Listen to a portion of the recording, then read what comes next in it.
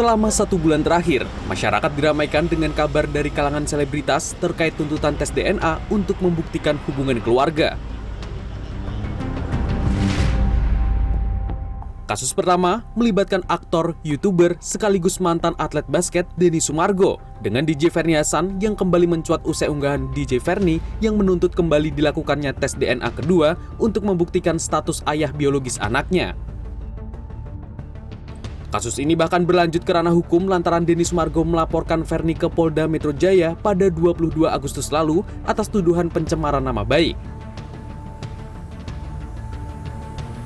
Kasus perseteruan status biologis ayah dan anak berikutnya menyeret nama aktor Rezky Aditya dengan Weni Aryani. Sempat gagal di PN Tangerang, hasil banding ke Pengadilan Tinggi Banten yang dikuatkan dengan putusan kasasi Mahkamah Agung. Rezky Aditya resmi dinyatakan sebagai ayah biologis anak dari Weni Aryani. Tes DNA kini kembali dibicarakan terutama di jagat maya karena kemunculan berbagai macam kasus yang melibatkan selebritas di Indonesia. Lantas, bagaimana warga mengetahui soal tes DNA ini? Tes DNA iya tahu. Kayak pengecekan darah masing-masing manusia gitu. Antara darahnya B, A atau apa. Tes DNA tuh buat tes darah gitu ya. Iya biar tahu kayak itu entah saudaranya atau gimana gitu kan. Menurut ahli DNA forensik Fakultas Kedokteran Universitas Padjadjaran, Yoni Syukriani, DNA merupakan molekul berupa rantai yang identik ada di setiap sel manusia, baik dari kulit hingga organ dalam tubuh seperti sel darah.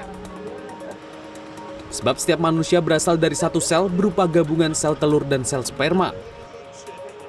Sehingga seorang anak memiliki setengah DNA ayah dan setengah DNA ibu. Dalam tes DNA, sampel yang paling diutamakan adalah darah.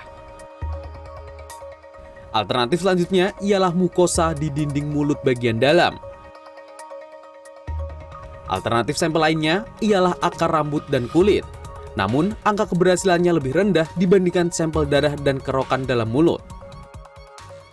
Tes DNA yang dilakukan saat ini umumnya hanya memeriksa 23 lokus, bukan whole genome sequencing atau combined DNA index system yang digunakan di seluruh dunia. Karena hanya 23 lokus, maka hasil tes DNA hanya berupa probabilitas antara 0 hingga 99,999%. Jika tidak memiliki hubungan biologis dengan orang lain yang dites, maka hasilnya tes DNA adalah 0%. Namun ketika memiliki kesamaan DNA lebih dari 50%, maka harus dihitung probabilitas lain secara statistik.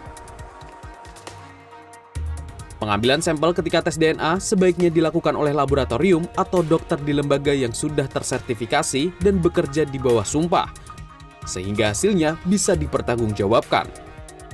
Selain menentukan hubungan keluarga, tes DNA juga dapat berfungsi untuk mengetahui kemungkinan penyakit yang berpotensi terdapat pada tubuh seseorang, hingga genetik ancestry untuk mengetahui keturunan atau leluhur seseorang.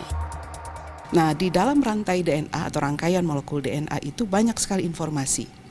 Informasi itu ada yang terkait dengan fungsi-fungsi tubuh manusia, fungsi-fungsi biologis ya, sifat-sifat biologis seperti warna kulit, warna mata dan seterusnya. Kemudian juga bagaimana tubuh merespon terhadap penyakit dari luar misalnya ya.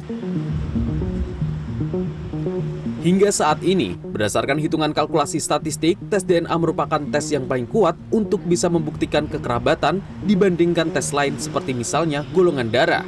Pemeriksaan golongan darah sendiri hanya bisa memperkirakan hubungan anak dengan orang tua. Tim Liputan CNN Indonesia, Bandung, Jawa Barat.